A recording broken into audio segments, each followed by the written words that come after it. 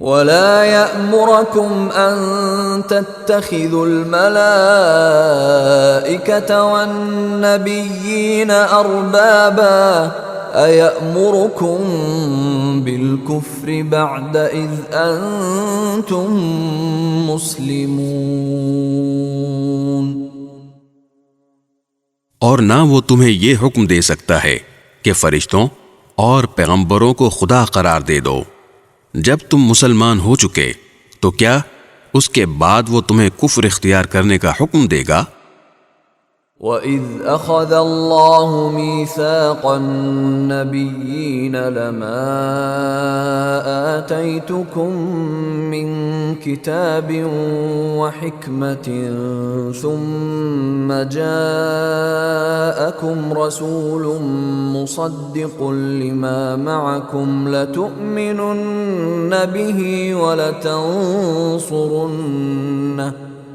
قال أأقررتم وأخذتم على ذلكم إصري قالوا أقررنا قال فاشهدوا وأنا معكم من الشاهدين۔ اور ان کو وہ وقت یاد دلاؤ جب اللہ نے پیغمبروں سے عہد لیا تھا کہ اگر میں تم کو کتاب اور حکمت عطا کروں، پھر تمہارے پاس کوئی رسول آئے جو اس کتاب کی تصدیق کرے جو تمہارے پاس ہے، تو تم اس پر ضرور ایمان لاؤ گے اور ضرور اس کی مدد کرو گے۔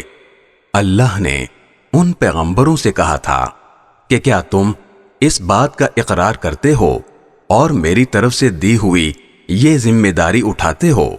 انہوں نے کہا تھا ہم اقرار کرتے ہیں۔ اللہ نے کہا تو پھر ایک دوسرے کے اقرار کے گواہ بن جاؤ، اور میں بھی تمہارے ساتھ گواہی میں شامل ہوں۔